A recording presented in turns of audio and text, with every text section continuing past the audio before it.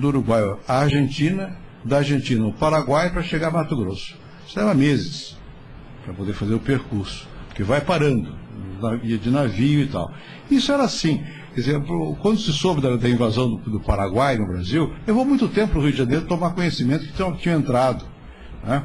E por aí vai. Quer dizer, o país do porte do Brasil, e distante, porque a população não estava muito concentrada nessas áreas, é difícil que os países tomassem, que as populações tomassem muito conhecimento umas das outras. Sempre houve exceções. Um dos melhores livros sobre um presidente do Chile que se suicidou foi feito pelo Joaquim Nabuco. Né? Ou seja, Joaquim Nabuco tinha noção das coisas, os diplomatas brasileiros, mas isso é uma pequena elite lá em cima que tinha essa visão, como o Rio Branco, alguns militares, o povo não. Bom, isso mudou radicalmente, mas o que não mudou foi o nosso contínuo interesse no relacionamento com a América do Sul.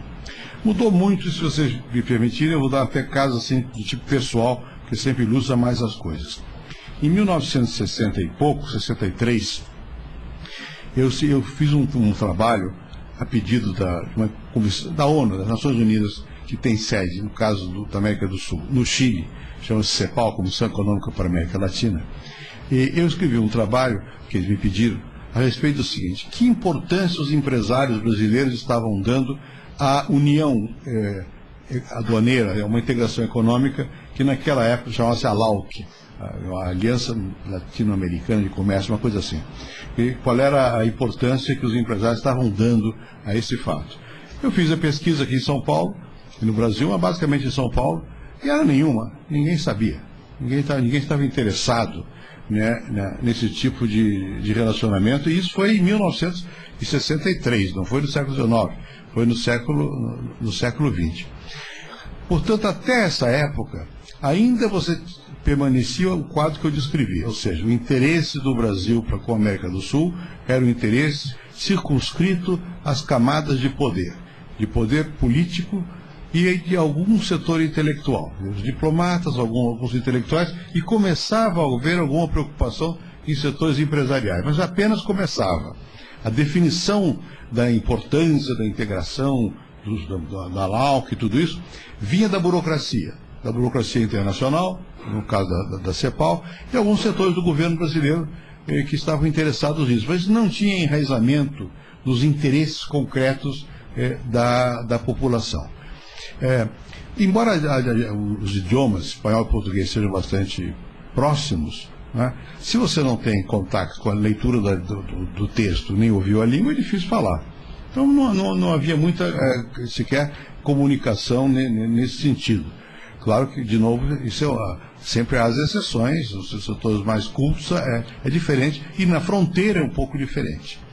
Por que na fronteira é diferente? Porque no caso da fronteira do sul do Brasil, nós temos fronteira terrestre, ou seja, na separação não se faz nem pela selva, nem por água, nem pelos rios. Então você tem no sul do Brasil cidades, por exemplo, com o Uruguai, que, como eu descrevi aquela da Colômbia, é a mesma coisa, só que uma calçada é brasileira, a outra calçada é uruguaia, né? Que é uma coisa muito, muito interessante. E dizem até, pode ser que sejam mais línguas, que a maternidade só existia no lado do Uruguai. Então não havia brasileiro nenhum ali. E o antigo governador do Rio Grande do Sul, chamado Brito, eu sempre brinquei com ele por isso, porque ele nasceu nessa cidade. Então, Livramento. Quem nasceu ali é uruguaio, que nasceu na maternidade uruguaia, depois se registra no cartório brasileiro. E aí as populações sempre conviveram muito bem.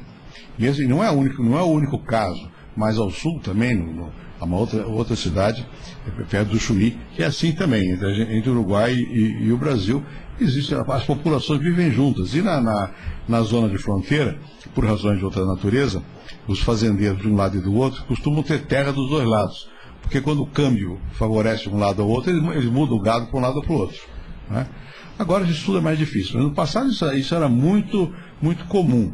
E se você for para adiante na fronteira do Paraguai e da Bolívia, também essas populações ribeirinhas sempre acabam desenvolvendo uma espécie de comunidade de interesses, que os do lado de cá chamam de contrabando, porque na verdade eles estão contrabandeando, né?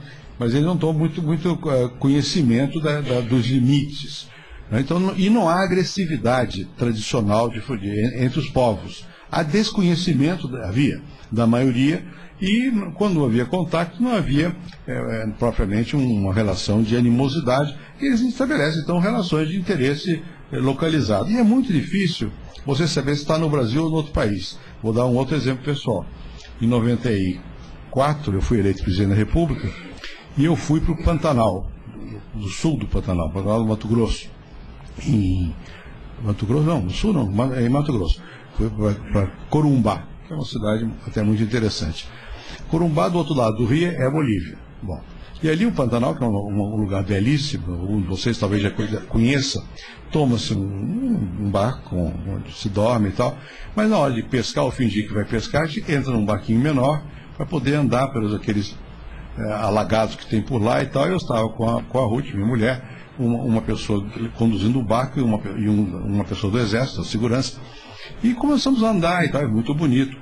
De um dado momento tinha uma lagoa imensa, uma montanha lá atrás, fomos ficando entusiasmados, não queríamos saber de pescar nada, muito jacaré para todo lado, e de repente eu vi uma bandeira, que não era brasileira.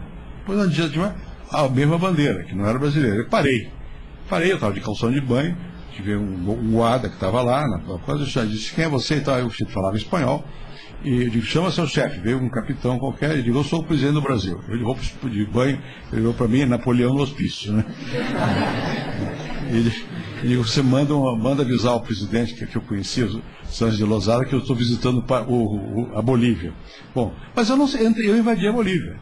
Quer dizer, não tinha passaporte, porque não tem isso. Naquela zona imensa, são milhares, são centenas, se não milhares de quilômetros. Então, a ideia de você estar num país ou estar no outro é muito relativa para quem está ali. Então, se estabelece, não havendo guerra, estabelece um certo relacionamento. Houve um outro caso, no tempo do presidente Itamar Franco, que houve o massacre dos índios Yanomami, lá no norte do Brasil. Aí foi o ministro da Justiça, o Procurador-Geral da República, foram lá pedindo desculpas públicas ao mundo que tinham matado lá, só que não foi no Brasil, foi na Venezuela, eles não sabiam. Porque os marcos de fronteira ficam, cada marco a 50 quilômetros do outro, e no meio é selva. Então, é uma situação bastante peculiar.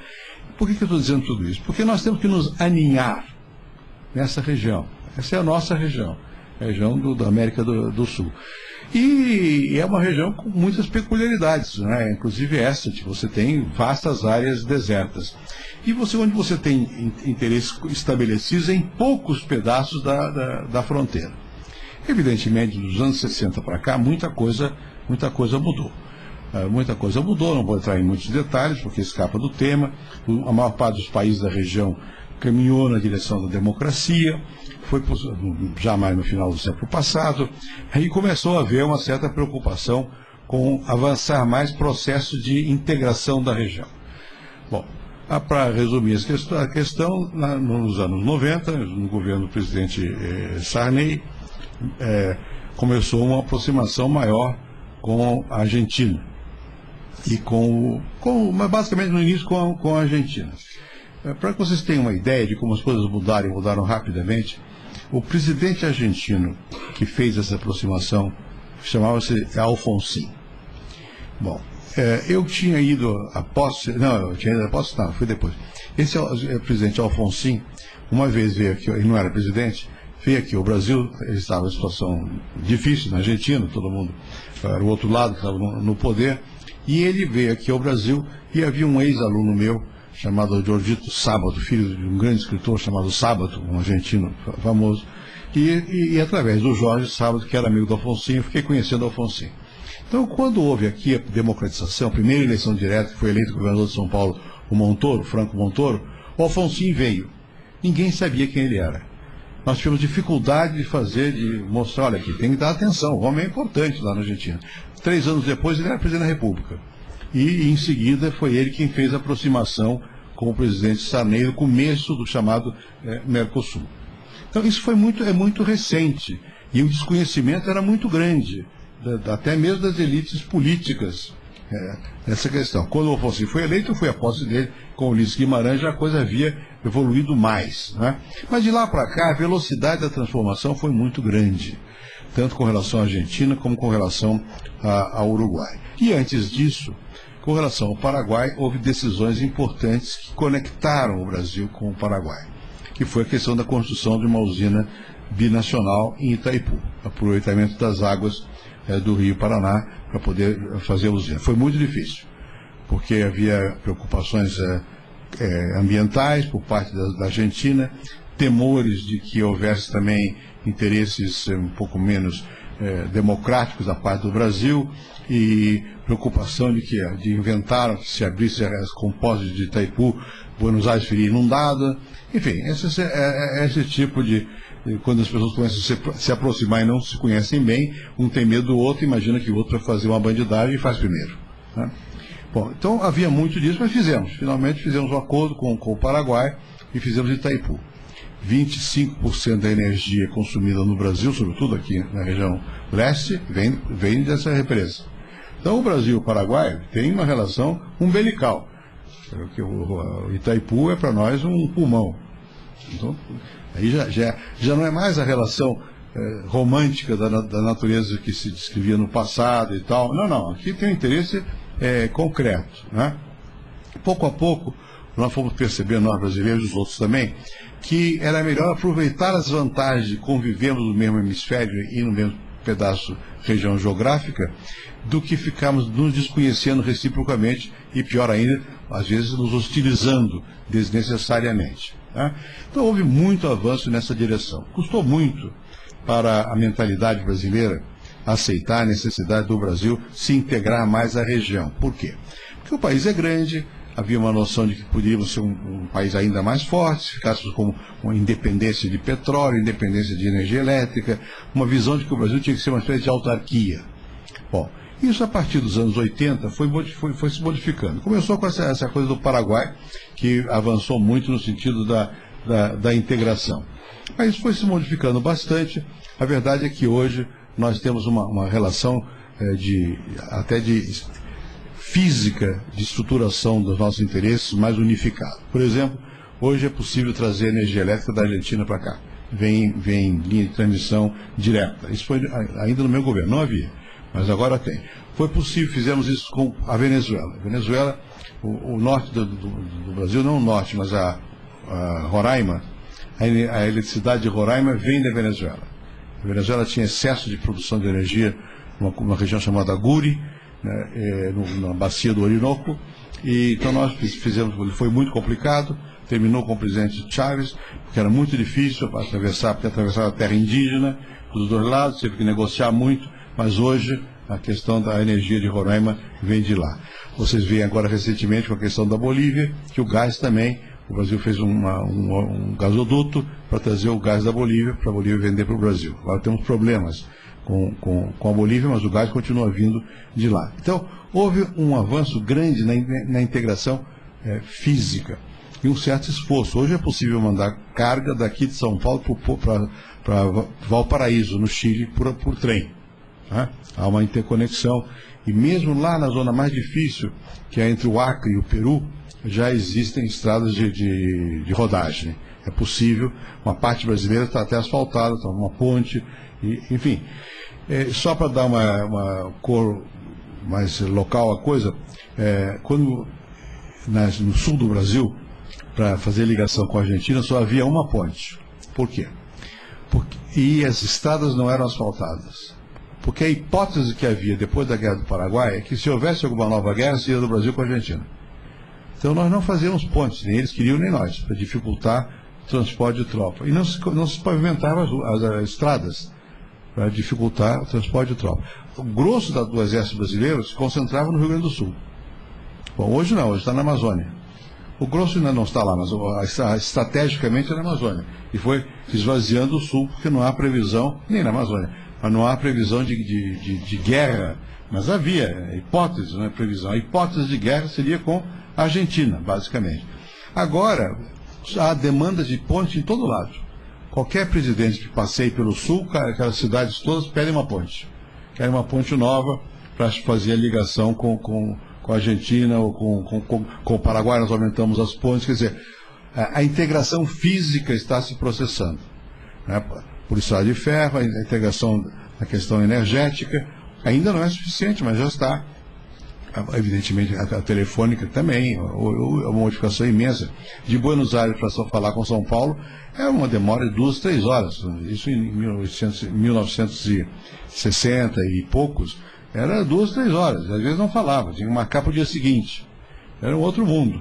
Eu morei no Chile, quando eu morei no Chile não havia conexão entre Santiago e o interior de São Paulo. A gente falava pelo rádio. Câmbio, não sei o que lá, fala, câmbio, aquela coisa de rádio amador, tem que arranjar um rádio amador, ligar aqui. Isso para mim foi ontem, para vocês é há muitos anos. Mas de qualquer maneira, mostra que era outro mundo. Então isso evoluiu muito no sentido de uma maior integração. Do ponto de vista estritamente econômico, não só físico, mas de produção, quando nós olhamos os interesses comerciais do Brasil, vamos ver o seguinte: o Brasil é um país que se caracteriza por não ter uma exportação unidirecional. O México, por exemplo, que é um país que avançou muito nesses últimos anos, 85% a 90% da exportação do México vai para os Estados Unidos. Então, aquilo está umbilicalmente ligado aos Estados Unidos. Assim vai, cada país tem o seu jeito. No nosso caso é muito curioso, porque nós temos 25% para os Estados Unidos, 25% para a Europa, 25% para a América Latina e 25% para a Ásia e para o resto do mundo. Isso varia um pouco de ano a ano, mas mostra que nosso interesse comercial é para todo lado, não se concentra numa linha só. Isso não obstante, quando se olha a produção industrial brasileira de manufaturas, o grosso é para a América Latina e para os Estados Unidos.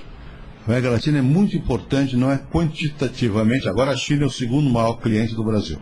Primeiro os Estados Unidos, o segundo é a China. O segundo, na verdade, é a União Europeia no seu conjunto. Mas se for país por país, é a China. Mas o que a gente exporta para a China? A gente exporta para a China comida, soja e manganês, basicamente. Não é ao contrário, a China que manda para cá os produtos manufaturados. Enquanto que na América Latina não. Nós exportamos máquinas, exportamos tudo. Né? Então isso foi aumentando muito, o interesse comercial cresceu muito nessa região. E houve uma proposta que se consolidou no início do governo Collor e continuou do governo Itamar Franco até hoje, que é a proposta do chamado Mercosul. Ou seja, aí é um outro tipo de relação. O Mercosul não é um acordo de comércio, é um acordo de integração econômica. Qual é a ideia e qual é a diferença? É que a proposta do Mercosul era a proposta de se ter uma tarifa comum para importação e exportação. E entre os países, portanto, diminuir e tender a zero as tarifas. Como se fosse um só país, como a Europa hoje. Né? Isso seria o começo dos outros passos que a Europa deu. Uma integração maior, você acaba tendo um passaporte comum, uma moeda comum, um banco central comum, etc, etc. No nosso caso, nós ficamos na primeira parte. Fizemos só uma tentativa de integração das tarifas externas, chama-se tarifa externa comum, e fomos diminuindo os impostos que se cobram entre os países do Mercosul, que são Argentina, Uruguai, Paraguai e Brasil, acrescidos como observadores do Chile e da Bolívia, e agora com uma proposta nova, a Venezuela. Bem, até que ponto essa integração funcionou e quais são os nossos interesses nessa área da América do Sul? Ela funcionou parcialmente. Por quê? Porque cada vez que se reúnem os ministros do exterior e da Fazenda, ao invés de você ampliar a tarifa externa comum, cada país pede uma exceção. Ou seja, pede que, no caso, o produto tal que me interessa, eu tenha liberdade de fazer a tarifa como eu quero. Quer dizer, nós estamos um pouco engasgados na questão do Mercosul, não demos o passo de uma real integração econômica, comercial nessa matéria. E, por consequência, se falar de moeda comum é retórica, porque não tem condição de fazer. A gente fala sempre que é um ideal e tal, mas não tem condição, porque não avançou suficientemente o processo de integração nessa região. Mas isso mudou muita coisa, mesmo que não tenha avançado tanto assim. Há reuniões regulares entre os ministros dos vários países e dos presidentes uma vez ao ano, os ministros mais de uma vez ao ano, certas definições que o governo quer tomar, o outro reclama porque não pode, porque fere o interesse, então tem que negociar. Há um começo de uma certa integração também avançando nessa direção.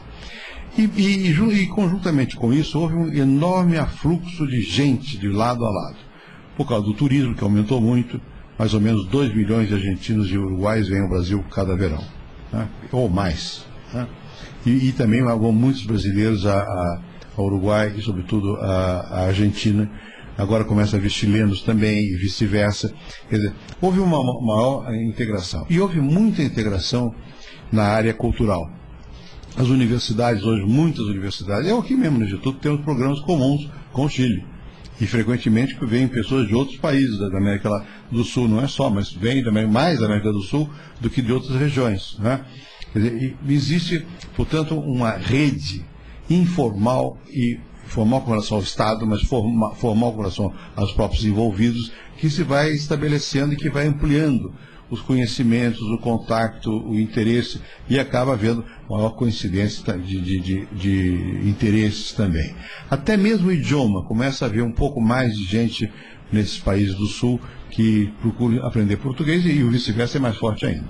Né? O espanhol é uma língua importante, talvez depois de inglês seja mais útil para nós, já que chinês é muito difícil, e árabe também, né? Então, já mais gente aqui começa a balbuciar em espanhol, e é assim que se fala, não precisa falar direito. O processo de integração não foi mais adiante, até mesmo por responsabilidade de todos nós. Porque, na verdade, houve uma espécie de indecisão com relação até que ponto nós vamos. Para que houvesse realmente uma integração maior, nós precisaríamos ter algumas decisões que fossem tomadas por alguma entidade supranacional. Na Europa é assim, tem lá a Comunidade Europeia, em Bruxelas, todo mundo reclama, criaram uma burocracia lá, mas todo mundo tem que respeitar as decisões, todos os países têm que respeitar as decisões de Bruxelas. Aqui não tem nada semelhante a isso. No fundo, as decisões sempre dependem de negociação entre os governos locais. Cada governo na negociação e tal, então ficou meio paralisado. A ideia de soberania é muito forte no Brasil, na Argentina, nos nossos países. Então as pessoas não querem ceder soberania. E integração sem cessão de soberania é muito complicado, é inviável. Né? Partes da soberania. Tem que redefinir a ideia de soberania. E quem manda sou eu, é o meu povo, eu represento o povo, eu sou soberano. Então não deixa andar. Por outro lado, também, já houve um problema que tem a ver com as políticas econômicas e com a política propriamente dita. Com as políticas econômicas é o seguinte, houve um dado momento, quando o Brasil estabilizou a moeda, que se imaginava que fosse possível, a partir de uma forte plataforma produtiva no Brasil, de exportar para a região toda. Então o que aconteceu é que houve uma imensa quantidade de investimentos estrangeiros no Brasil. Mais ou menos 200 bilhões de dólares de 95 até hoje. Só a China recebeu mais. Isso mudou a estrutura produtiva do Brasil. A produção, a tecnologia mudou completamente, a qualidade dos produtos e tal e coisa. Bem, isso complicou um pouco, porque houve uma disparidade grande entre o Brasil e os outros países nessa área. E não houve o que seria necessário uma procura de uma fusão de interesses. Quer dizer, dos capitais, em vez de ser brasileiro, argentino, Uruguai, Paraguai e tal, houvesse uma empresa associada, muito poucas. Muito poucos. O que está acontecendo agora, por exemplo, na Argentina, é muita empresa brasileira comprando empresa argentina. Isso pode ser bom para quem compra, pode dar um certo orgulho nacional, mas vai criar problema mais adiante. Porque os outros vão reagir, vão se sentir lesados, como o Kirchner já está fazendo, toda hora reclama, e agora mesmo reclamou da Petrobras, porque fez não sei o quê, porque começa, se houvesse mais integração, mais fusão de capitais. Na Europa houve bastante capital francês com alemão, espanhol com alemão, italiano com não sei o quê. Aqui não houve esse mesmo processo. Então eu diria que os nossos interesses na região são grandes, mas para nós temos uma visão não, mas a capacidade de levar adiante e exercer uma certa liderança, nós precisaríamos ter maior capacidade de aceitar o outro, de uma maior fusão de recursos, de capitais, etc, etc. E aí entra a questão da liderança e da questão política. Esse é um problema delicadíssimo. Primeiro porque cada país, muitas vezes, não está no mesmo tom da política, né? Alguns são ditaduras, outros não. No caso do Mercosul, há uma coisa chamada cláusula democrática. Se o país não for democrático, não pode pertencer ao Mercosul. Isso ajudou muitas vezes. O Paraguai teve vários momentos de tentativa de golpe que foi paralisado, porque, bom, não dá. Se vocês derem golpe aí, cai fora do Mercosul, né? E isso tem consequências econômicas, né? Mesmo com a Venezuela agora, daqui a pouco vai ser um problema. Se a Venezuela entrar mesmo para o Mercosul, e se o Chávez continuar numa linha, enfim, mais autoritária, isso vai criar uma dificuldade. Mas, grosso modo, nos últimos 15 anos, esses países todos se transformaram em países democráticos, né? Pelo menos formalmente mais democráticos do que eles eram no passado. Então, isso permitiu uma fluidez maior de liderança. Mas aí, a questão da influência que os países possam exercer na região é uma matéria delicada. Todas as guerras que eu me referi no começo aqui da nossa conversa no Sul eram, no fundo, o Brasil tentando ter uma certa hegemonia sobre a região do Prata, né? E nenhum país do outro lado nunca vai aceitar a hegemonia, não é uma coisa fácil de se aceitar. E o argumento que o Brasil é maior, está bem, maior, mas isso não é argumento. O tamanho não é argumento, né? Bom, o pressuposto da integração é uma igualdade formal. Nós somos, evidentemente, entre o Brasil e o Uruguai, a diferença é brutal. Mesmo entre o Brasil e o Chile. O Chile é 10 vezes menor que o Brasil em termos de economia, né? Mas se você vai entrar numa relação de integração, isso não pode contar. Porque se contar, não funciona. Como fazer isso? Como equilibrar? Que peso se dá à população, à riqueza, à extensão territorial? Como é que você transforma isso, enfim, na decisão política? Não é fácil, é complicado e requer muita habilidade. Eu acho que o Brasil deveria aspirar, como qualquer país, a exercer uma certa influência. Mas eu acho que todas as vezes que o Brasil se proclama líder, ele perde. Aconteceu isso agora, recentemente. Por quê? Porque o Brasil tem uma aspiração, e não é o único país, a participar do Conselho de Segurança das Nações Unidas. Tem uma cadeira lá no Conselho de Segurança. Isso é muito delicado, porque o México também quer, a Argentina também quer. É a mesma questão da Ásia. A China não vai aceitar o Japão quer, a Índia quer. Na África é a Nigéria e o Egito e a África do Sul. Entram todos? Se entram todos, não fica um clube dos que mandam. Se fica um clube dos que mandam, quem é que manda? É muito difícil resolver essas questões, né? E na medida que o Brasil agora pressionou muito que queria uma cadeira no Conselho, isso criou dificuldades na região toda, do México até a Patagônia. Criou dificuldades, suscetibilidades, né? Então, ao invés de nós aumentarmos a nossa influência, nós corremos o risco de diminuir a nossa influência, porque os outros se previnem contra, né? Isso quer dizer que devamos abrir mão da uma cadeira no Conselho de Segurança? Não é o que eu acho, mas tem que ser com jeito e no tempo devido. E com uma certa... É difícil que ocorra totalmente, mas algum grau de consenso. As pessoas têm que aceitar. Se os outros não aceitam que você é o líder, ou você vira ditador, ou você não é líder. Tem que ter capacidade de convencimento e tal e coisa, né? Bem, eu não sei o que vai acontecer no futuro nessa matéria. O Brasil até agora mesmo está insistindo que está na hora de fazer reforma do Conselho de Segurança. Eu acho que não é a hora, mas enfim. O fato é que quanto mais nós nos arrogamos o direito que não existe de sermos o único ou o líder, menos influência nós exercemos. Eu não acho que seja do interesse brasileiro, nacional, né, ter posições formais de controle. Eu acho que é muito mais o nosso interesse você ter a capacidade de conviver e convencer, e avançar muito mais pela sua capacidade democrática de conviver e de convencer. Eu acho que é natural que enfim, dado o nosso porte e tudo mais, que as pessoas aceitem esse fato. Nós não podemos disputar com os Estados Unidos, por exemplo. Por quê? Porque seria insensato, né? Quer dizer que o Brasil é menor que os Estados Unidos e inferior? Não é inferior aos Estados Unidos. E nem vai aceitar nunca isso. Mas também tem que ter o realismo de dizer, olha, se formos para a guerra, vamos perder, né? A mesma coisa os outros países com relação ao Brasil. Pouco a pouco, não é o caso de guerra, mas em certas circunstâncias vai ficando patente que se o Brasil tiver capacidade de liderar, ou seja, de não impor, de entender o outro, de definir zonas de influência recíproca, de buscar as convergências, de mostrar que é possível, enfim, avançar na convergência. Tudo isso é fácil de dizer e muito difícil de fazer. E, evidentemente, agora, com a presença da Venezuela no Mercosul, complica muito. Por quê? Porque a Venezuela tem um objetivo claro, é a formação do que eles chamam da ALBA, né? Aliança Bolivariana das Américas, que não é a mesma coisa do Mercosul, é uma visão política, né? E não é uma visão de integração econômica e nem tem como pressuposto a democracia. Tem como pressuposto uma vaga ideologia bolivariana que ninguém sabe, espremendo muito bem o que é. Se a Venezuela entrar no Mercosul, e se ela insistir muito nessa posição, ela vai provocar mais friccionamento do que provavelmente convergência no Mercosul.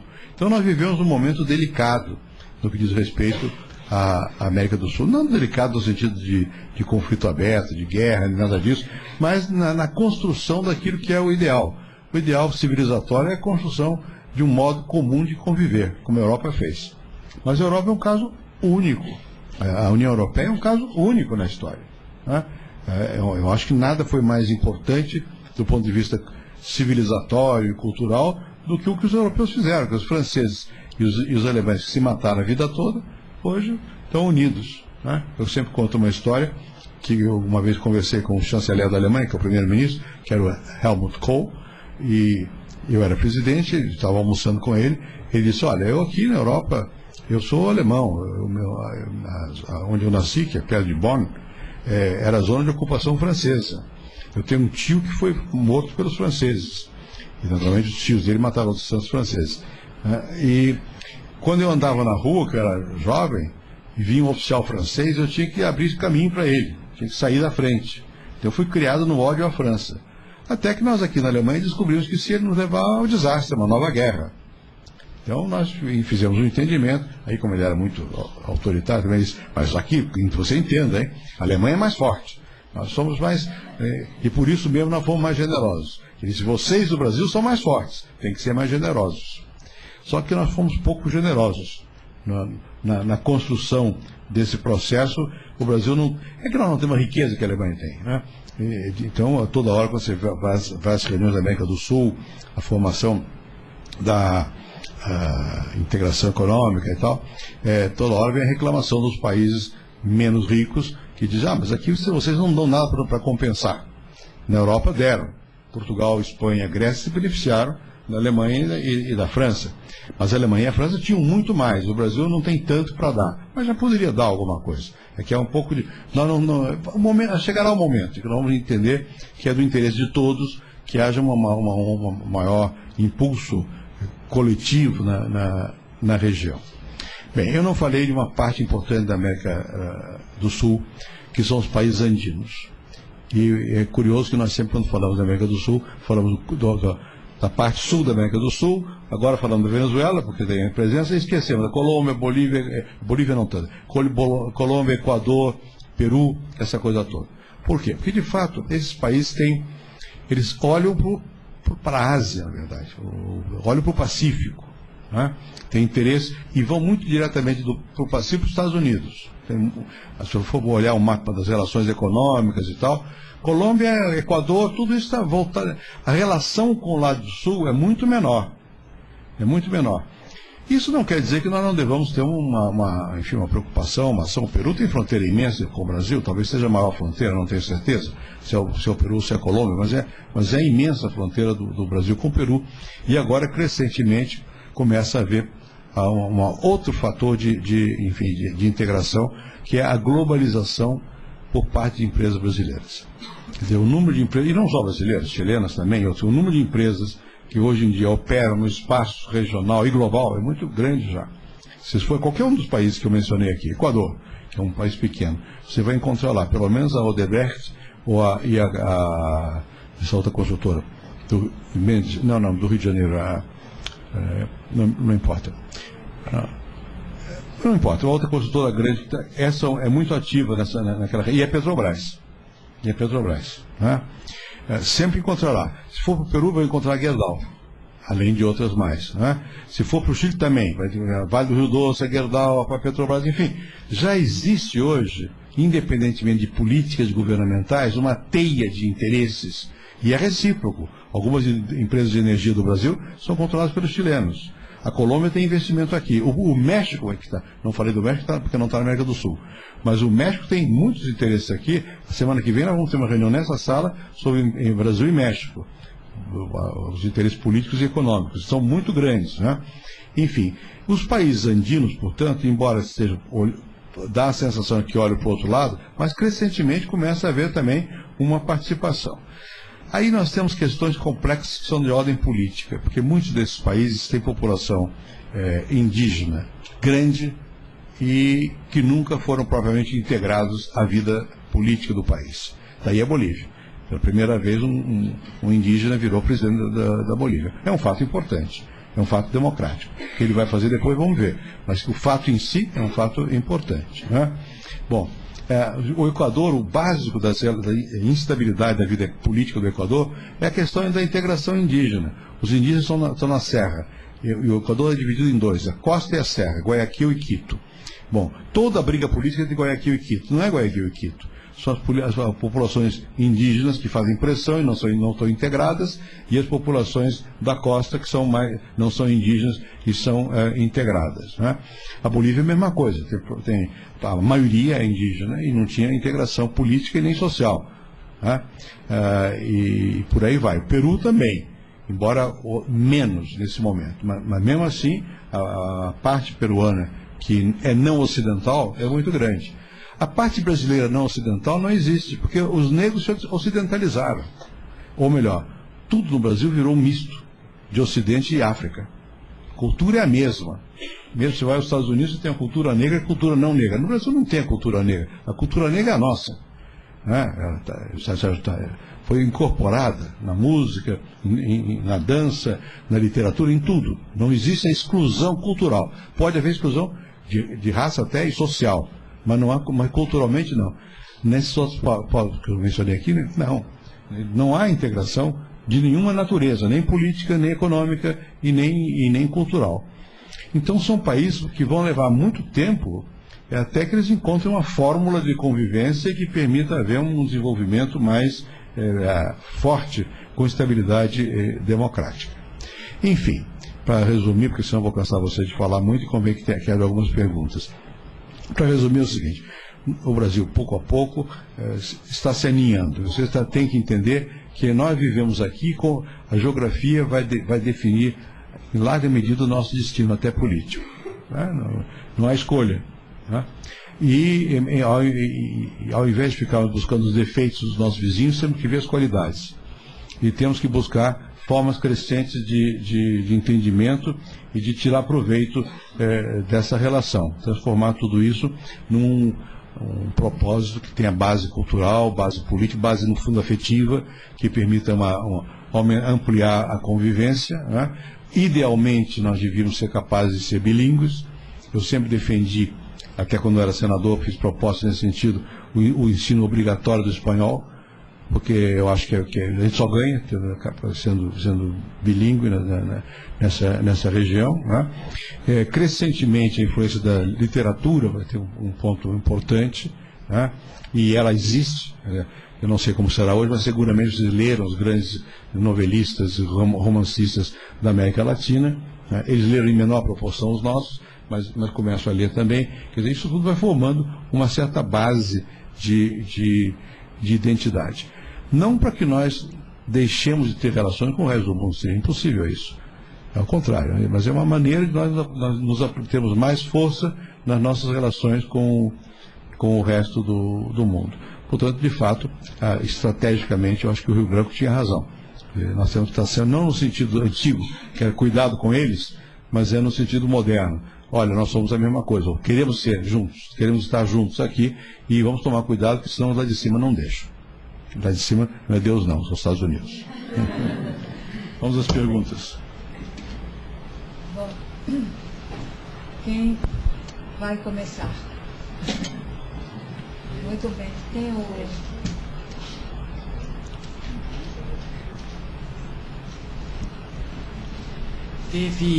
Aconteceu esse negócio agora com a Bolívia sobre o gás. Sim.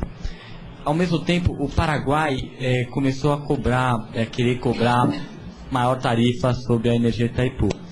Essa dependência energética do Brasil do exterior não é um problema? Qual seria o próximo passo? Bom, é inegável que seja um problema, porque está demonstrado que é. No caso do Paraguai, o Paraguai, a meu ver, não tem nenhuma razão de cobrar nada, porque o financiamento de Itaipu foi todo brasileiro, né? E o Paraguai recebe metade do que é produzido lá, é do Paraguai, e o Brasil compra 80% dessa metade, né?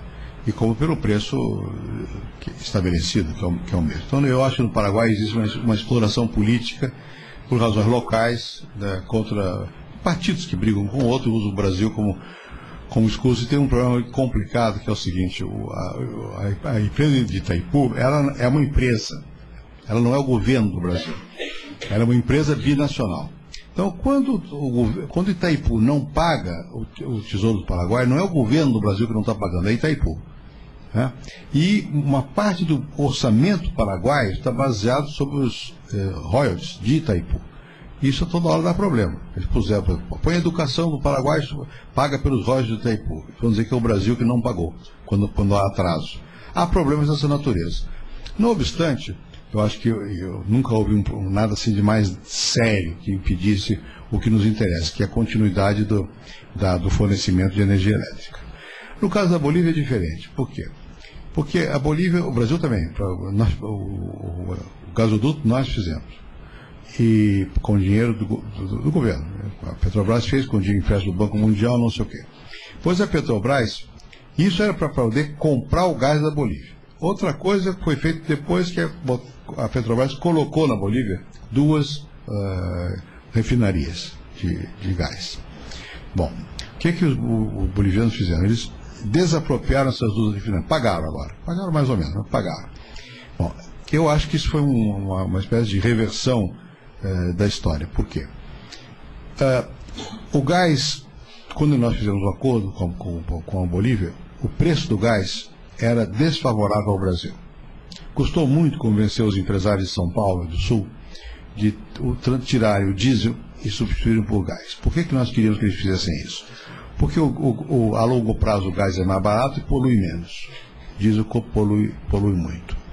Eles fizeram, pagando um pouco mais alto do que seria necessário, até também porque o Brasil tomou uma decisão complexa, que é de fazer o gasoduto não só parando em São Paulo, mas indo até o Rio Grande do Sul. E isso aumentou muito o custo do gasoduto e, portanto, o custo do gás, né? Muito bem.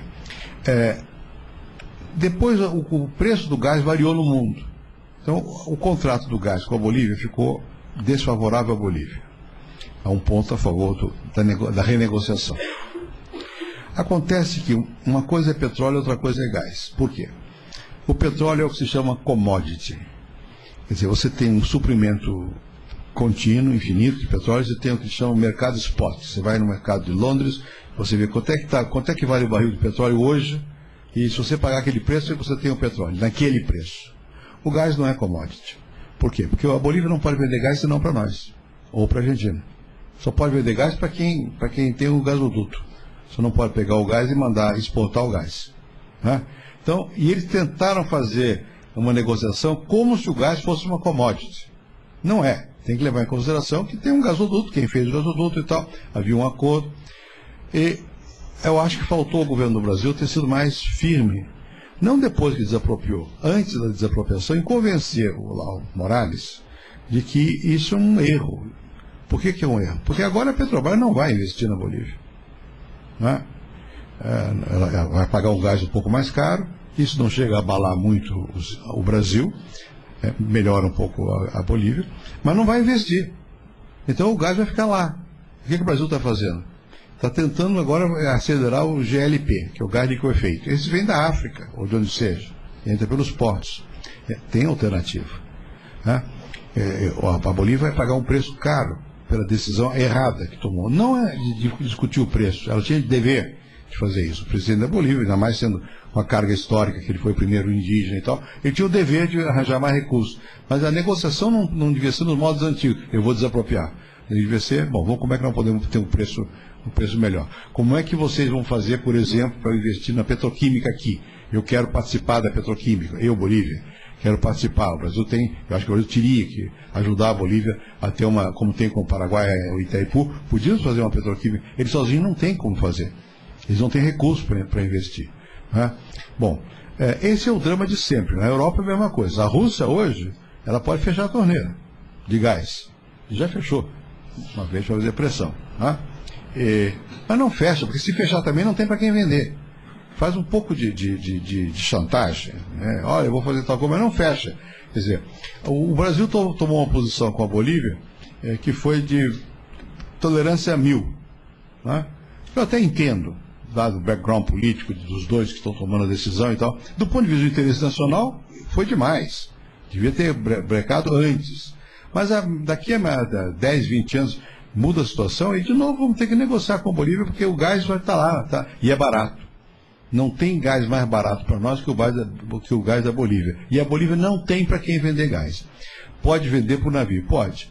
Mas tem que atravessar, descer os Andes e ir para o Chile. Isso é impossível. Porque eles não têm nem relações diplomáticas. O Chile tomou conta de um pedaço da Bolívia. Né? Então não tem acesso ao mar. E vai exportar para onde? Para a costa dos Estados Unidos, para São Francisco. Ainda a possibilidade melhor dele seria fazer uma perna do gasoduto daqui para o Santos e ir para o Golfo do México, e aí tem portos nos Estados Unidos aptos a receber o gás. Mas enfim, tudo é muito caro, é muito longe.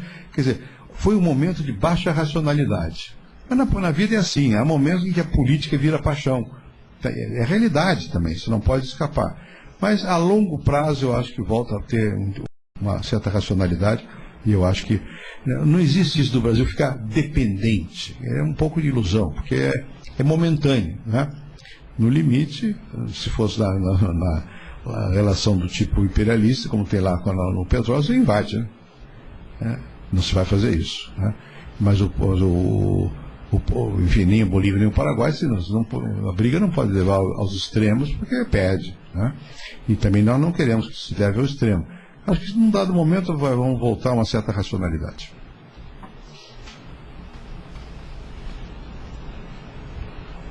Mais questões aqui?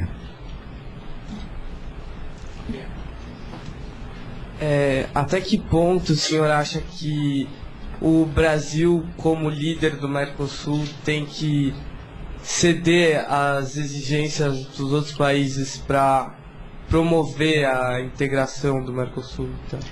Eu acho que tem que ceder desde que esteja avançando na direção da integração. Nós temos cedido sem avançar. O que é cedido sem avançar? A Argentina vai e reclama que quer aumentar as tarifas de geladeira ou de sapato, para poder ela produzir sapato e geladeira. Aí não avançou integração nenhuma. Né? Se a Argentina dissesse, olha aqui, eu quero fazer uma indústria aqui de chip, que o Brasil não tem. Né? Acho que aí o Brasil deveria ter. Vamos ajudar a fazer chip. Avançamos, fazemos uma coisa assim. Mas a Argentina, frequentemente, ela está querendo fazer o que já passou da época. Por quê? Porque não tem mais condições de competir com a indústria brasileira, que se fortaleceu muito. Mas ela tem condições de dar um salto, que o Brasil tem menos. Porque a Argentina tem mais educação, tem gente mais preparada para certos setores. Né? Então eu acho que também o governo da Argentina está com uma visão atrasada. Eles querem, através de aumentar a tarifa, tratar de refazer o que se fazia no passado. Substituição de importações. Em vez de importar do Brasil, eu produzo aqui. Ora, o futuro não é esse. Não é, eu tenho que perguntar outra coisa. O que eu posso produzir aqui melhor, mais competitivo, de tal maneira que eu produzo para cá e para o Brasil? Né? Então, se for nessa direção, acho que o Brasil deve avançar. Em caso de países mais pobres, caso da Bolívia ou do Paraguai, aí eu acho que o Brasil pode ceder um pouco mais, mesmo no caso do gás. Não ceder na desapropriação, porque isso é um sinal errado. Mas na negociação do preço do gás, aí você tem condição de dar uma certa margem. Mas de que maneira? Dizendo, olha, quer fazer? Vamos fazer juntos uma petroquímica, como eu disse aqui. Porque isso avança e faz E faz junto, não precisa fazer sozinho. Aí pode haver alguns avanços. Às vezes a burocracia brasileira é muito intolerante. Vou dar um exemplo sobre o Uruguai. Eu estava no Uruguai fazendo uma visita oficial ao Uruguai. Visita oficial é aquela coisa, discurso para cá, discurso para lá, homenagem, não sei o quê. Fiz 9 discursos num dia, aquela confusão. E de repente o Banco Central do Brasil tomou uma decisão que feria frontalmente os interesses do Uruguai. Quer dizer, o burocrata do Banco Central nem prestou atenção que o presidente do Brasil estava no Uruguai. E foi lá, tomou. E o que era? Uma medida que, negócio de sempre a mesma coisa. O câmbio, o imposto, sei lá o quê, na fronteira, que é uma coisa, digamos, que tinha uma alteração de 25 milhões de dólares. 25 milhões de dólares para o Brasil não é nada, para o Brasil como um todo. Para o Uruguai é muito. Né? Para que tomar aquela decisão? Por impertinência de grande potência. Nós não somos tão grandes assim, mas nós somos impertinentes. Né? Então, isso eu acho que o Brasil devia impedir. Certas que podia fazer, certas questões são relativamente fáceis de negociar com um país como o Uruguai, como o Paraguai ou como a Bolívia. E muitas vezes nós temos uma espécie de rigidez mental da burocracia, de perceber que o interesse político às vezes deve se sobrepor ao ganho ali de uma coisinha imediata. Eu acho que tem faltado um pouco essa visão. Não é eu vejo o presidente Lula, ele tem essa visão. Ele até fala nisso a todo instante. Não é o presidente, não era eu, não é o Lula, não é o Sarney. Mas aquilo está enraizado no governo, na burocracia. Né? E você não consegue ter uma atitude mais aberta. O que os alemães e os franceses fizeram, certamente foi em detrimento, aspas, do povo francês e alemão, que o dinheiro da França e da Alemanha foi para outro país. Mas a médio prazo ganharam. Que aumentou muito o comércio entre esses países e tal e coisa. Nós precisamos ter um pouco mais dessa visão de longo prazo.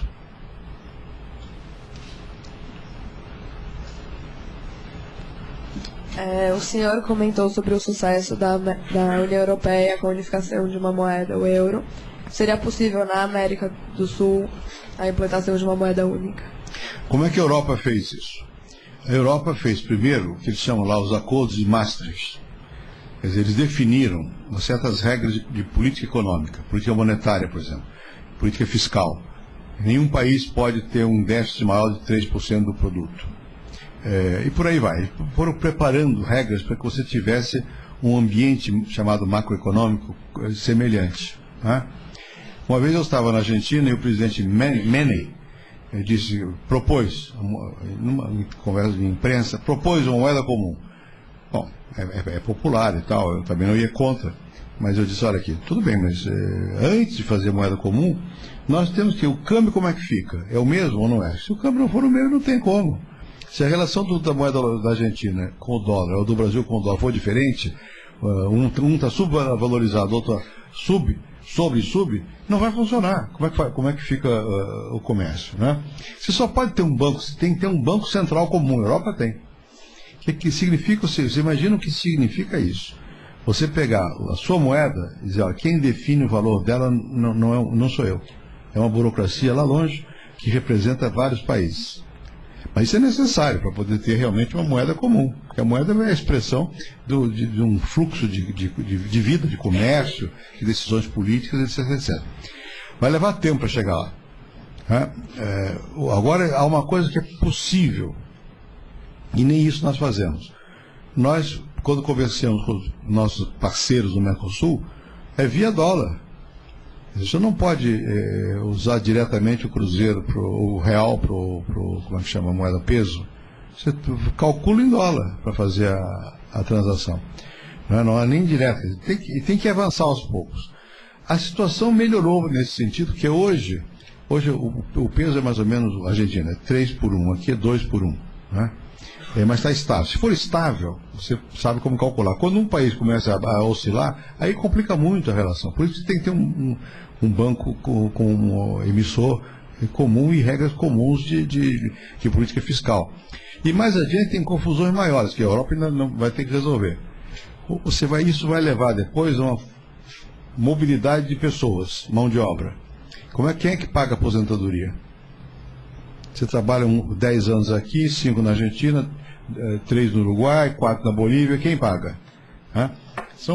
Então, tudo isso não é uma coisa que se resolva assim do dia para a noite.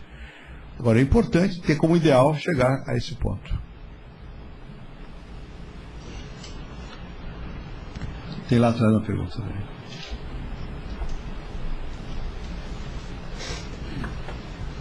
O senhor acha que esses impasses que o Brasil está tendo com a Venezuela e a Bolívia e digamos, a união política entre eles pode gerar uma polarização do continente sul-americano, uma divisão do Mercosul? Eu nunca vi a América do Sul tão fragmentada como agora. Ela se desconhecia reciprocamente, cada país não conhecia o outro e tal, mas não havia, digamos assim, eixos ordenadores uns diferentes dos outros. Hoje há. Hoje você vê que, mesmo com todo o esforço que o presidente Lula faz para ter uma aproximação com a Venezuela, eu entendo as razões, ele não consegue. Porque, de repente, o presidente Chávez diz umas coisas que ele não pode deixar de cobrar. Né? Imagina o Chile, então. E o Chile, quem governa é o Partido Socialista. Mas tem uma visão completamente diferente da visão do Chávez. O Uruguai também. Né? Então, você hoje tem elementos de uma fragmentação. Elementos de uma fragmentação que não está baseada em diferenças econômicas, mas políticas, ideológicas. Né? Eu acho que a presença, o preço do petróleo favoreceu o Chávez para que ele tivesse uma influência muito grande, desproporcionada à solidez das propostas. Né? Mas isso não impede que ele faça propostas que tenham um certo apelo.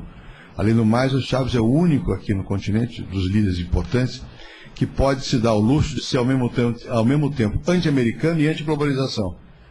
Porque ele tem petróleo e vende para os Estados Unidos. Uma vez eu estava numa reunião lá, no Canadá, não, em Quebec, Canadá, e de presidentes de todo o hemisfério. E o presidente Chávez estava, ele é muito engraçado, é muito entusiasmado e tal, e fala com muita expressividade. E fez uma peroração fortíssima, e estava presente o presidente Bush.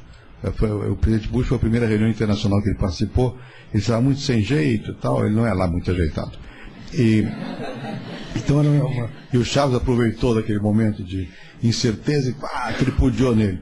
Aí o presidente do Uruguai, que era chamado Sebaixa, era um senhor muito divertido, ele pediu a palavra e disse: olha, presidente Bush, o senhor não se assuste.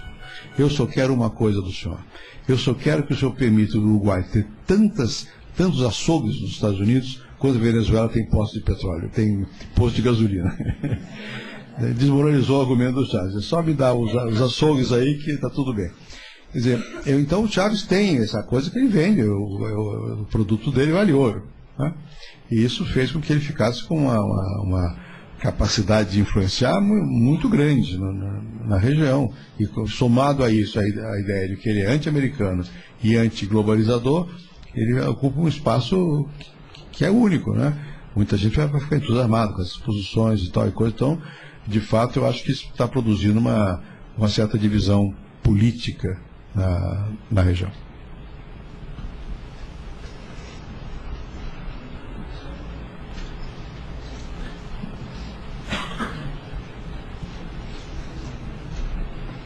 Boa tarde. A União Europeia é um modelo de bloco econômico e político que todos seguem, veem, mas que atualmente vive uma certa crise, quanto à Constituição, quanto à noção de cidadania europeia. E teve crise também, foi um processo muito lento, pragmático, teve momentos como a inclusão no Reino Unido delicados. O Mercosul ainda é muito jovem e atualmente ainda não deslanchou, como o senhor mesmo disse.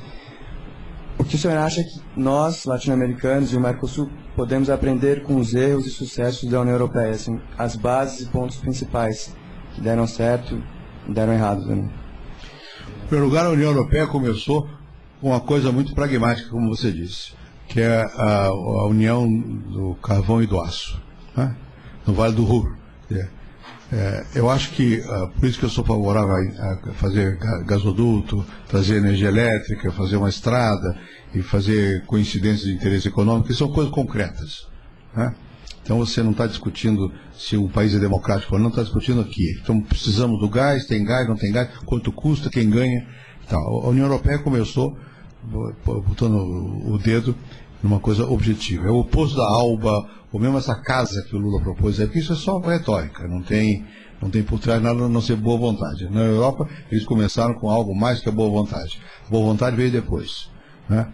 Acho que isso é uma coisa que nós devemos aprender. Não basta boa vontade, você tem que ter realmente convergência de interesses. Tem que criar interesses que possam ser convergentes. Segundo lugar, você disse aí também, é verdadeiro, foi lento o processo, né? E a Europa vinha de uma coisa muito mais dramática do que nós, vinha das guerras. Quer dizer, a União Europeia é uma espécie de tentativa desesperada para acabar com a guerra. Acabaram com a guerra. A guerra teve lá onde não está na União Europeia, né? A União Europeia acabou com as guerras. Nós não temos essa agonia de acabar com a guerra. Não temos um fator que nos leve tão fortemente a uma integração, porque senão nada. Então, isso é uma coisa que complica um pouco, talvez custe mais tempo essa realização. Mas terceiro, eles entenderam que você tinha que dar, como eu disse aqui, ceder partes da soberania. Você imagina o que é para um francês, onde o Estado pesa muito, ceder parte da soberania? Você ter regras agora de justiça que dependam de critérios não locais, não é? E nós ainda não chegamos a esse ponto, mas devemos aprender da Europa isso. É verdade que a Europa está com problemas. Por quê? Porque fizeram a Constituição da Europa, foi recusada por vários países, né? Talvez, eu não sei especificamente, cada país tem razões diferentes por que recusar, isso entra na luta doméstica dos países, etc, etc. Mas talvez a Constituição tenha sido demasiado ambiciosa, não sei qual foi a razão, talvez tenha sido um passo maior do que a perna. Eu acho também que a Europa tem um problema muito complicado, a União Europeia. Qual é o tamanho dela? Essa coisa de aceita a Turquia ou não aceita a Turquia é dramática, né? Do ponto de vista do mundo era bom aceitar a Turquia. Do ponto de vista da Europa, não sei. A Europa cresceu muito, quer dizer, ela começou pequena, foi expandindo, agora quantos são 25 a propósito, né? Todo mundo quer participar da União Europeia. Tudo bem, se puder. Mas pode também, se esse crescimento não for em prejuízo do verdadeiro espírito de integração. Eu disse a Turquia, porque a Turquia é um caso, eu diria, quais são os limites do mundo ocidental, no fundo é isso, né? Aceita, esse mundo ocidental ele vai ser não islâmico? Se a Turquia é islâmica, né? Se a Europa aceitar a Turquia, dá uma demonstração de que a União pode ser além do fator religioso, se bem que na Turquia o Estado é laico, mas enfim, a presença islâmica é muito forte. No fundo, isso é uma questão que nós vamos ver, eu acredito que isso terá a ver com a América do Sul nem nada, mas eu acredito que nos próximos 20, 30 anos nós estaremos definindo o que vai ser esse século. Porque o século começou sob a égide de um pensamento fundamentalista americano de ocidentalizar o mundo, né? Guerra, como chama, preemptive war, não sei como diz preemptive, para preencher, fazer a guerra antes que o outro faça, né? Preventivo, guerra preventiva, né? Essa guerra preventiva é um conceito terrível e foi usado, né? E também a ideia de que era possível mudar o regime, como no caso do Iraque, é uma coisa de uma violência muito grande. Quer dizer, o século começou sob o impulso de que o mundo vai se ocidentalizar. Acho que agora é difícil pensar isso. Acho que agora tem que pensar como é que você evita que o Ocidente desapareça, né? Então, quando eu digo a Turquia é importante, porque você amplia e você cria uma forma de diálogo entre dois mundos. Ou nós criamos formas de diálogos entre mundos, ou vamos ter guerra. Ou vamos ter guerra. Senão não tem guerra agora, mas daqui a pouco vai ter. A Rússia começou a dizer, olha, eu existo, hein? Prestem atenção, não vão fazer comigo o que vocês quiserem, porque eu existo. A China ninguém duvida que exista, né? Bom, o mundo islâmico, ele não tem força militar, mas é um mundo que tem gente que se mata, se suicida, é uma força brutal isso, né? O que você vai fazer? Vai levar mais 50 anos deixando que isso avance? Ou vamos renegociar um grande pacto mundial, né? Depende, não é garantido que vai acontecer. Pode acontecer até o fim do governo do Bush, alguém em Israel acha melhor apertar um botão para bombardear o Irã, antes que o Irã tenha bomba e bombardeie Israel. Nós estamos num momento difícil, porque isso não é fantasmagoria, isso existe, né? Existe pensamento para justificar uma coisa e outra coisa. Nós não estamos na Guerra Fria, mas podemos virar uma guerra quente de repente. Então, e eu acho que é por isso que eu sou tão entusiasta do modelo europeu, porque a Europa é o fim disso, acabar com isso.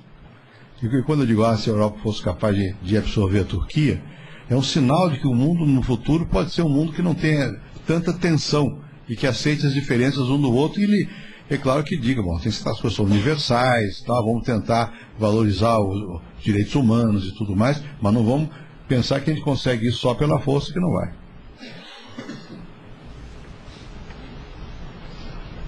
Oi, antes de mais nada, eu gostaria de agradecer que o senhor esteja conversando conosco. A minha pergunta é sobre o bolivarianismo. Qual a sua visão sobre esse ideário latino-americano? Bom, em primeiro lugar, Bolívar tinha horror de tudo isso, né? Bolívar, depois dos seus fracassos, foi para a Europa e as coisas que ele escreveu sofreu. Bom, é muito curioso. E o Marx tinha horror do Bolívar, por sua vez. Agora, é que eu acho que o ideal de latino-americano, de integração e cultural e econômico é muito válido. Agora, você não pode transformar isso numa espécie de nova Meca, uma coisa fundamentalista e tal, nos separar do mundo porque somos latino-americanos. Nós temos que nos integrar ao mundo como latino-americanos. Nós não somos anglo-saxões. Não somos. E mesmo que quiséssemos ser, não seremos. Não, eu não quero ser, mas não seremos. Né? Porque a nossa cabeça não é anglo-saxã. A cultura não é anglo-saxã. A situação econômica tampouco. Quer dizer que vamos guerrear os anglo-saxões? Não. Nós somos latino-americanos, mas vamos estabelecer forma de convivência com o resto do mundo. Quer dizer, em vez de nós nos afirmarmos pelo negativo, eu prefiro que nós nos afirmemos pelo positivo. Né? Acho que há muita coisa positiva, se é que se pode falar numa cultura latino-americana, muita coisa positiva. A principal delas é um grau maior de aceitação do outro. Né? Que é uma coisa muito positiva para o mundo, não só para nós, para o mundo. É uma coisa, um grau maior, não é que nós sejamos totalmente tolerantes, que ninguém é, mas tem mais flexibilidade, né, nesse sentido. E também tem algumas outras vantagens de estarmos unidos, é que nós temos um grau de desenvolvimento econômico menor que certas outras áreas do mundo, até do que a Ásia hoje, partes importantes da Ásia. Então há muitas razões para nós termos uma política comum, mas não há nenhuma razão para nós nos afirmarmos de uma maneira intolerante, de uma maneira vaga. Quando se fala de bolivarianismo, eu não sei o que é. Vai ser um só país, governado por um Estado? Que é isso? Não, eu acho que tem que haver uma outra. Eu não consigo. Não há tradução concreta no bolivarianismo, pelo menos eu não vi. Né? O sentimento de sermos latino-americanos, eu acho que é bom que se enfim, cultive esse sentimento, até porque nós somos. O que é isso? O que nós somos? Não pode transformar também isso em desculpa para tudo. Desrespeitadores da lei, que nós somos também. Esse lado não é bom da nossa herança ibérica, que é uma herança. Nós somos mistura do privado e do público. Isso é herança ibérica, não é saxônica, não é católica, não é protestante. Né? Vamos nós cultivar esses lados negativos da nossa herança? Não, quer dizer, a cultura é dinâmica, a cultura se reelabora.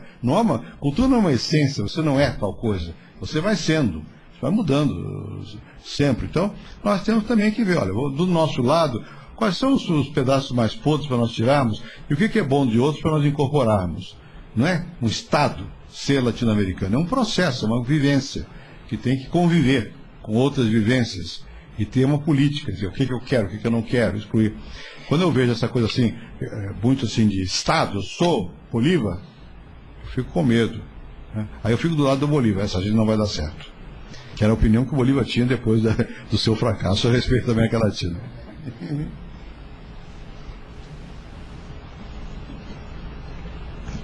Boa tarde. Hugo Chávez, ele trata a política externa de uma forma sensacionalista. Eu queria saber... Uma forma? Sensacionalista, da forma... em relação aos Estados Unidos e aos países mais poderosos. Além de manter relações diplomáticas com países como o Irã, que atualmente estão em atrito com esses países por causa do programa nuclear. Eu queria saber se esse sensacionalismo do Chaves ele é apenas um caráter eleitoreiro, por ele ser um político populista, ou se realmente ele tem essa ideia revolucionária e se ele até que ponto isso pode se tornar um problema para os países no Mercosul. Bom, que ele tem traços populistas de comportamento, tem, quer dizer, ele é um bom ator e e ele usa isso, né? Você vai ter uma reunião com o Chaves, depois no fim da reunião tem uma fotografia, ele nunca está junto com os outros, ele chega depois, ou ele chega jogando bola, ou ele chega e fica de cócoras, aí sai o Chaves, né? Ele sabe ocupar a cena, o mundo contemporâneo é assim, espetáculo, ele é um bom ator, né? Ele é simpático, ele fala com fluência e, bom, então ele tem esse lado. Agora, ele não é só isso. Eu acho que ele tem convicções também. Ele acredita que ele quer um bem do povo, não sei o quê. Você vê no contexto da Venezuela, a Venezuela é um país que sempre teve petróleo, a classe média em vários momentos foi afluente e o povo nunca, né? E os governos foram muito corruptos. Então o Chaves subiu por isso. E ele se contrapõe a isso. Até que ponto eu não sei. Eu digo não sei de verdade, eu não sei. Eu gostaria, já disse isso várias vezes, de ir lá para ver. Eu fui lá várias vezes, mas como presidente você vai lá e não pode saber nada, né? Você tem que ir mais diretamente para sentir as coisas. O que me dizem hoje é que, por exemplo, a inflação está alta na Venezuela. O gasto público está descontrolado. A eficiência caiu muito. A produtividade do petróleo caiu também. Se isso for verdade, a despeito de que ele queira o bem do povo, ele vai fazer o mal para o povo no médio prazo. Ou seja, eu não sei até que ponto o coeficiente de irracionalidade que vem do populismo dele vai superar a transformação da convicção dele de que é bom ajudar o povo numa realidade, né? Tenho a sensação de que ele está nesse dilema, ele está indo cada vez mais para um lado em que a eficiência diminui e a demagogia aumenta. Isso, se for assim, historicamente ele vai pagar um preço alto. Agora, ele tem lá dentro dele, digamos, chama de fazer a revolução. Ele gostaria mesmo, acho eu, ser mais igualitário e tudo isso. Agora, ele é um militar. Ele não vem da tradição revolucionária de esquerda. Ele é um militar. É um sargentão, que é coronel, que não sei o que ele é, mas um sargentão. Ele dá ordem, né? E cada vez mais ele acredita nos militares. Quase todo mundo lá, a base é militar. Então é muito contraditório, é uma coisa muito confusa, né? Que num país que, nas circunstâncias que viveu a Venezuela, que eu já descrevi rapidamente aqui, como no fim houve uma decadência muito grande da classe política, a gente entende que esse fenômeno surja. Em países mais organizados, como o Uruguai, ou como a Argentina mesmo, ou como o Chile, ou até como o Brasil, é muito difícil. Porque você tem já instrumentos de organização e de racionalidade mais poderosos, quer dizer, isso não pega tanto, né? Mas mesmo assim, ele pode, em várias áreas da região, ele tem um apelo muito grande, porque ele tem esse lado, que ele vai lá e ele rompe, né? E isso que ele faz, é uma provocação, não é? Ele foi à Líbia, quando a Líbia era rogue state, estado bandido. Ele foi à Bielorrússia. Que relação tem Venezuela com Bielorrússia, a não ser chatear os americanos, né? Ele vai lá para isso. Isso é uma provocação. Ele é um grande provocador. Eu pessoalmente não confio muito nisso, não. Eu acho que isso acaba dando um mau resultado. Mas eu não nego, digamos, a sinceridade dele. Não. Eu conheço o Chaves. É difícil fazer um jogo, falar sem dar minha impressão pessoal. Eu acho que ele faz sinceramente. Mas as pessoas... O Hitler era muito sincero também, Mussolini também. E no começo o Mussolini era socialista, né? Tem que ver o que ele está fazendo mesmo. Não adianta você perguntar qual é o íntimo dele, se é bom ou se é mal, se ele não é capaz de fazer uma coisa que na história fique como boa. É o que eu acho.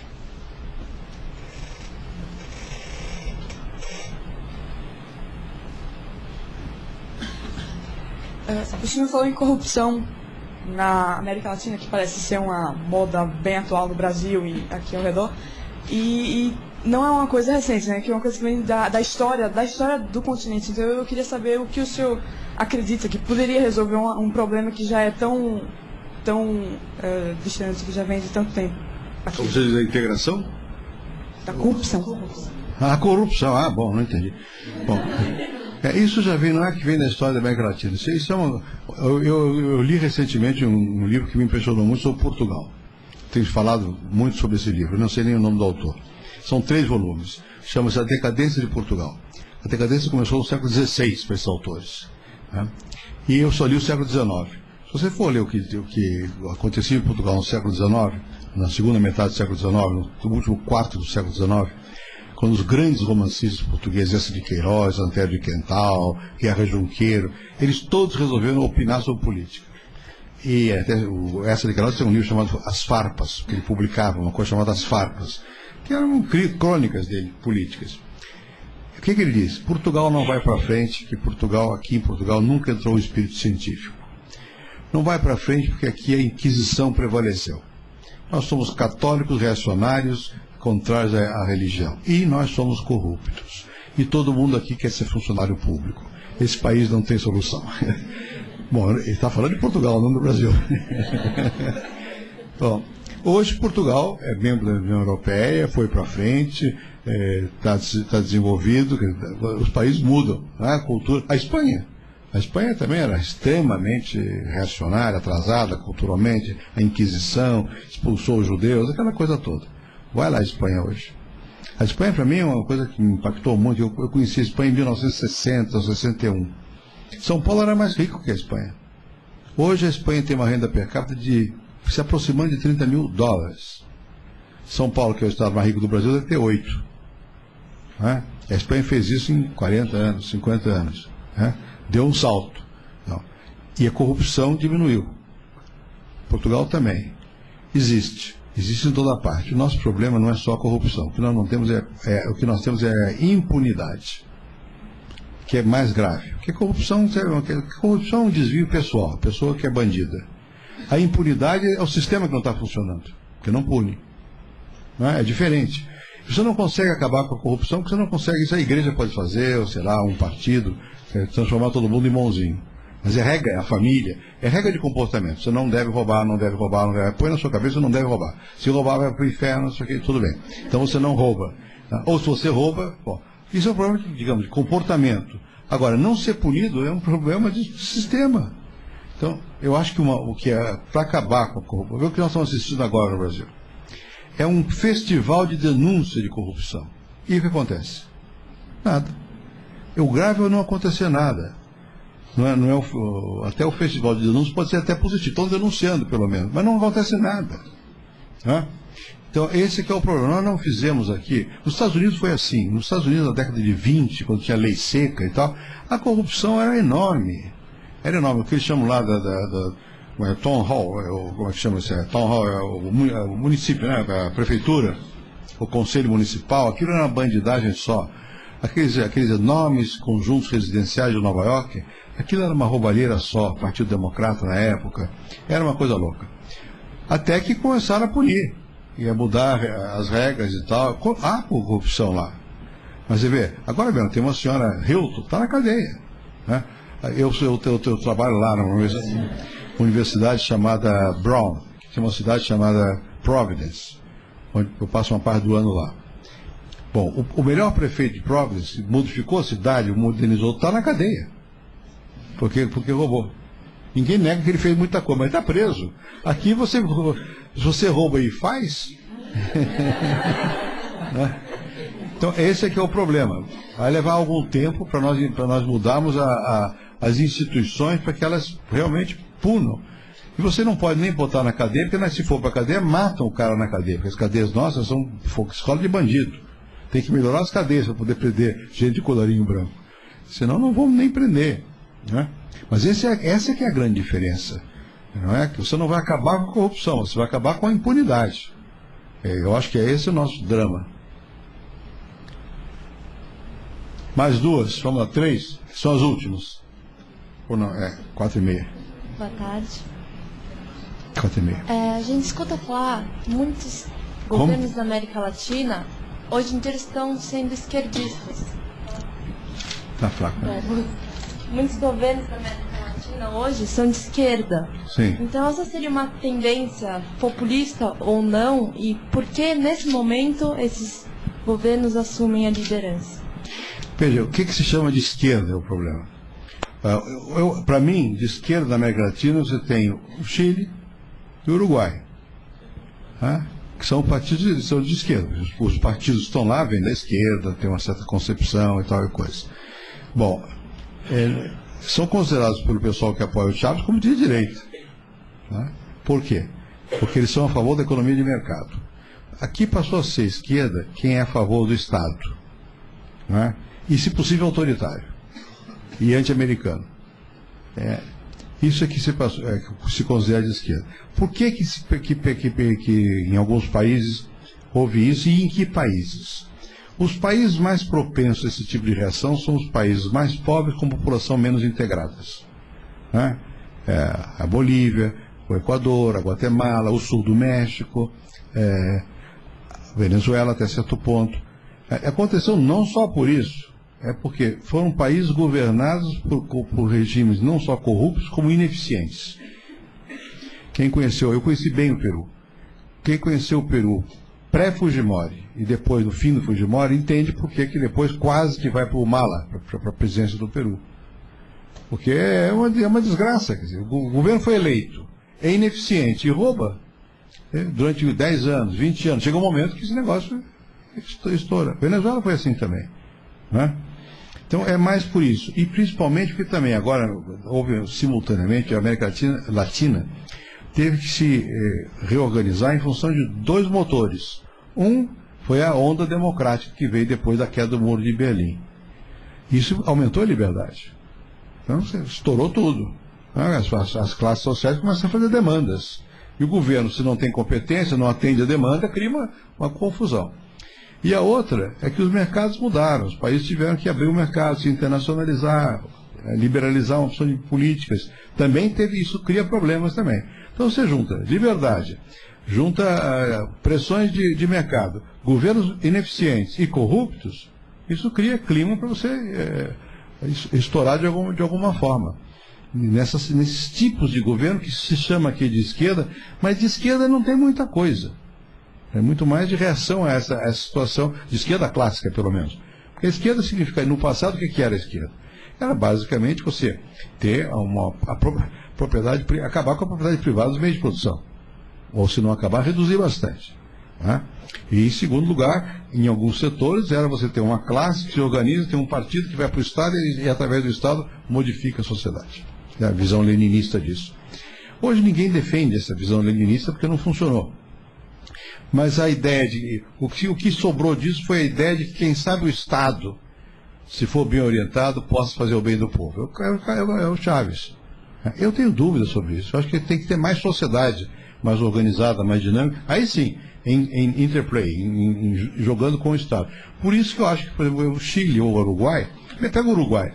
Hoje tem ministros do Uruguai que eram tupamaros. Mas não são democratas? São. Não estão fazendo um governo razoável? Estão. No Chile também. O Chile, o governo é enfim.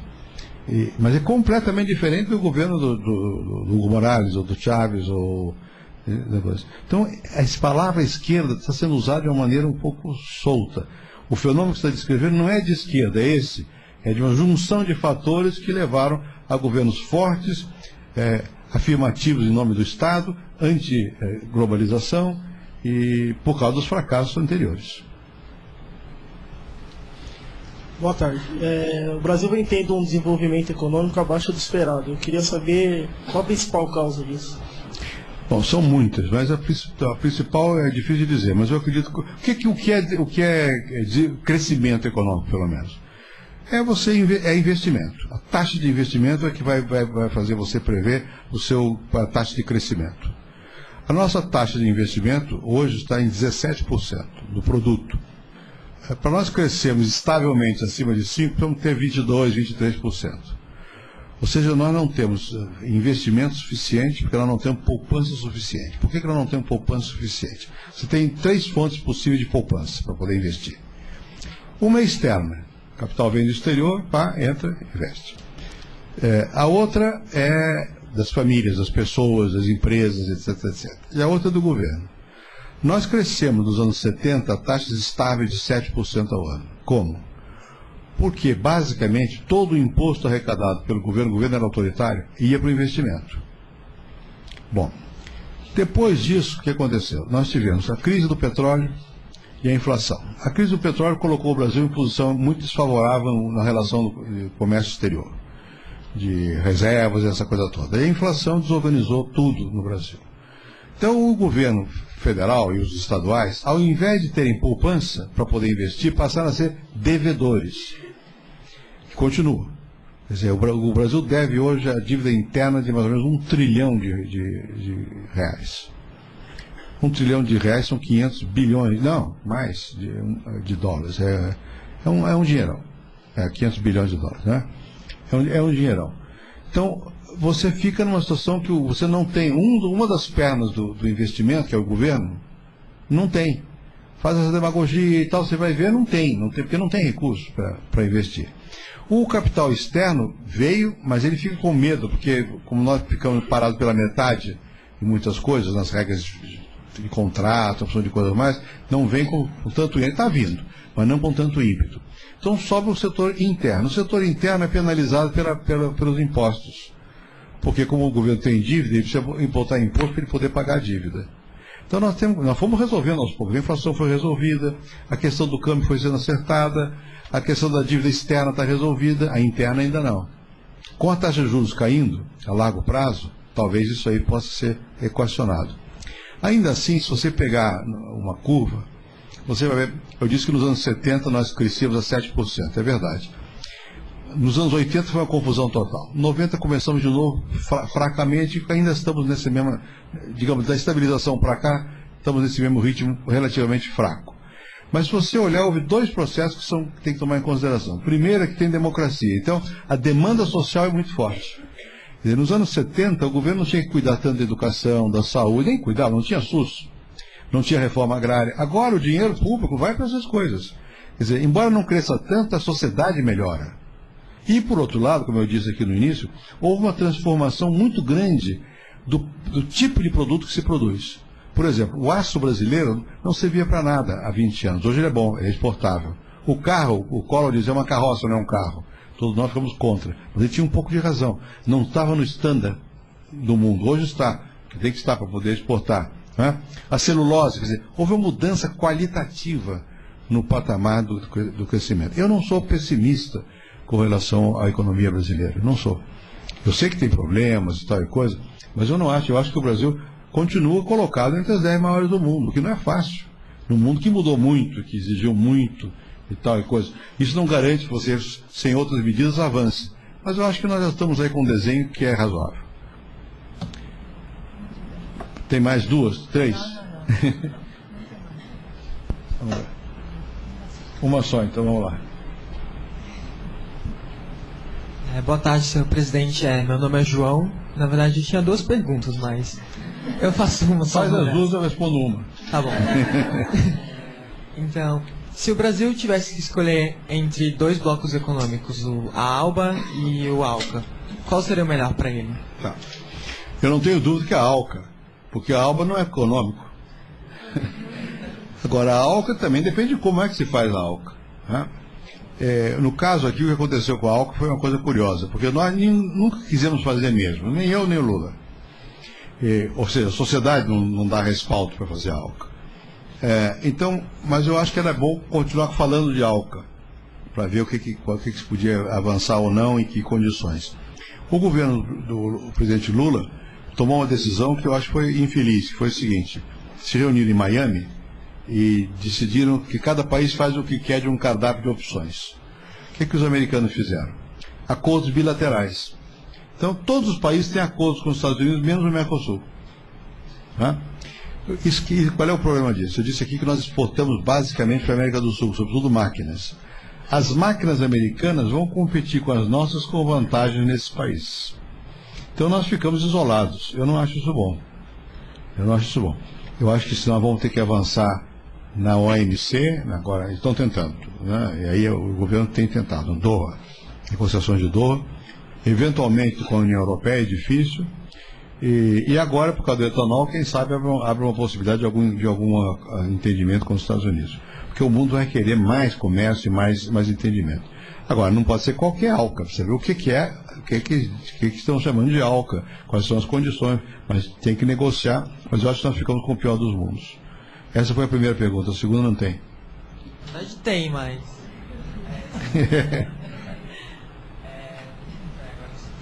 Agora, então passa para outra lá.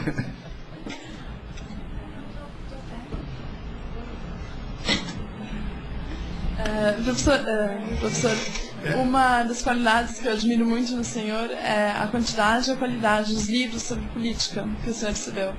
Agora, quando o senhor se exilou no Chile, em Santiago, escreveu um livro em conjunto com outro autor, creio que chileno, que ficou muito famoso. Eu gostaria de saber quais eram as ideias suas defendidas nesse livro. Bom, essa é a última pergunta que eu não tenho para responder. Tá. Não, de fato eu escrevi um livro com um chileno que já morreu, chamava-se Enzo Faleto, que trabalhava comigo lá. Era o seguinte, lá quando eu trabalhei no Chile, nos anos 60, havia uma teoria sobre o desenvolvimento econômico que foi desenvolvida por aquilo que eu mencionei aqui, a Comissão Econômica para a América Latina, a CEPAL. O principal economista era um argentino chamado Raul Prebisch. Mas um brasileiro influente trabalhou lá também, foi o Celso Furtado. E eles tinham toda uma visão de como é que se dava a relação dos países do mundo, o Prebisch escreveu vários trabalhos chamados Centro e Periferia. Basicamente é o seguinte, temos países desenvolvidos que formam um centro e o resto é a periferia. A periferia produz matéria-prima e produtos de alimentação e o centro produz produtos industrializados. E quando você troca uns pelos outros, os preços das matérias-primas oscilam e tendem para baixo. Os preços dos produtos manufaturados não oscilam e tendem para cima. Ele explica por quê, não vou entrar em detalhe aqui. Então ele diz, olha, enquanto se mantiver essa situação, não há desenvolvimento econômico. É preciso que os países aqui se industrializem. E para isso é preciso ter um Estado que organize um pouco melhor, é preciso capital estrangeiro e é preciso aumentar o coeficiente tecnológico, para aumentar a produtividade. Bom, em grosso modo a teoria é correta, mais ou menos. Agora com o contrário, agora as matérias-primas estão lá em cima, né, e estavelmente há muito tempo que a China entrou, enfim. A história muda, mas enfim, naquela época a análise não era falsa, era verdadeira.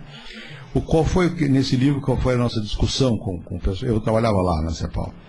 E qual foi a discussão? A discussão é a seguinte, olha aqui, tudo bem, vocês estão falando de uma periferia como se fosse uma coisa única. Não é única, ela é diferente. Um país como a Bolívia, por exemplo, ela está baseada na exploração de um só produto, e quem explora é uma companhia estrangeira, que vem aqui, põe o capital, tira a matéria e vai lá e vende lá fora, realiza lucro lá fora, o lucro pode ficar lá fora. No caso da Argentina ou do Brasil, você tem uma base primeira agrícola, que era local, você produz aqui, vende para lá, o dinheiro volta para cá, e você pegou esse dinheiro e transformou em indústria aqui também. E essa indústria vende para o mercado interno. São situações diferentes. E havia uma terceira situação que estava se desenhando naquela época, que era das multinacionais. Essa palavra não havia naquela época, não se falava, não existia. Mas o fenômeno já existia. É o fato de algumas empresas do centro vinham fazer investimentos em produtos industriais, e para serem vendidos também aqui. Automóveis, aço ou o que seja. Então nós dizemos, pelo menos tem 3 tipos diferentes de periferia. E o importante é saber como é que em cada um desses tipos a sociedade se forma. Nas sociedades onde o capital se forma aqui dentro, se forma mais facilmente um empresariado e um proletariado. Quando o capital vem de fora, não tem empresário, ela vem de fora. E o proletariado local é limitado àquela área do enclave. E se forma uma classe média que vive sustentada pelo imposto que ela cobra da exportação, como o petróleo da Venezuela. Né? Então você tem estruturas sociais diferentes conforme o tipo de